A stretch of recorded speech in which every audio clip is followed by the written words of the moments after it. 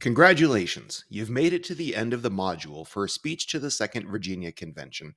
You are now ready to complete the culminating task of the close read writing response.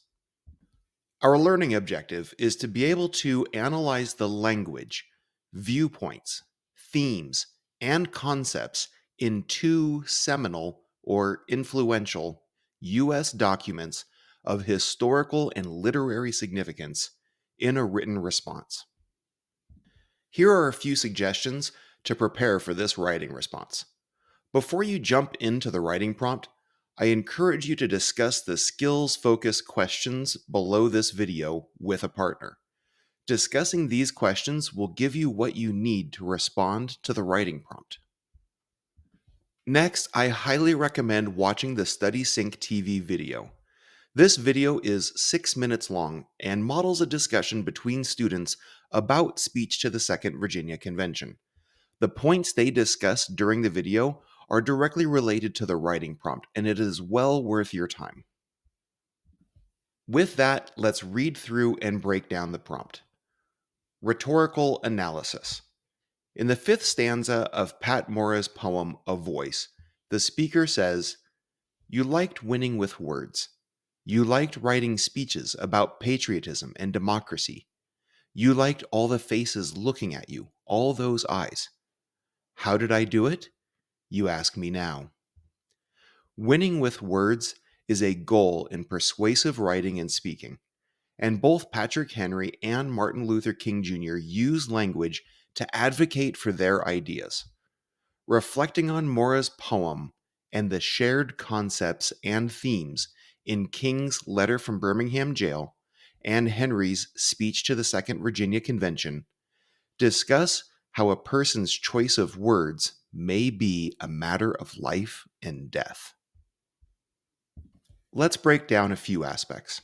First, the prompt is asking us to do a rhetorical analysis. This means that you'll be looking at language and how it is being used to persuade an audience.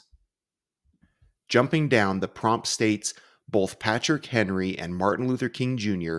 use language to advocate for their ideas.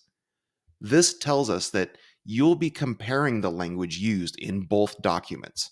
In particular, how Patrick Henry and Dr. King used words and ideas to promote their arguments. Finally, the prompt says, reflecting on Mora's poem and the shared concepts and themes in King's letter from Birmingham jail and Henry's speech to the Second Virginia Convention, discuss how a person's choice of words may be a matter of life and death.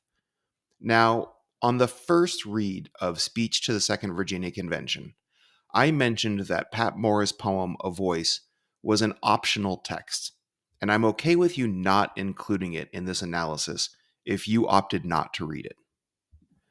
The prompt continues, discuss how a person's choice of words may be a matter of life and death.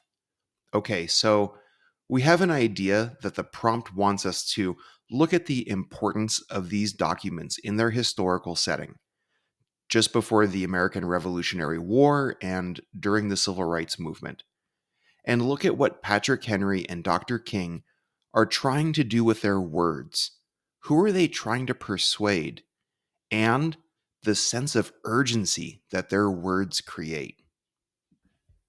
To accomplish this, you'll need to feel confident in your understanding of the skills this module focused on: author's purpose and point of view, language, style, and audience, and compare and contrast.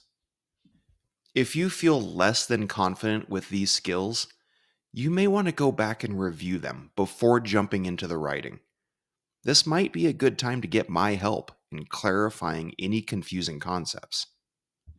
Here are some guiding questions to help you formulate your response to the prompt. Why did Patrick Henry give his speech? What did he want his audience to believe or do after hearing it? Why did Martin Luther King Jr. write his letter? What words make the letter powerful or effective? And why do both documents matter in American history.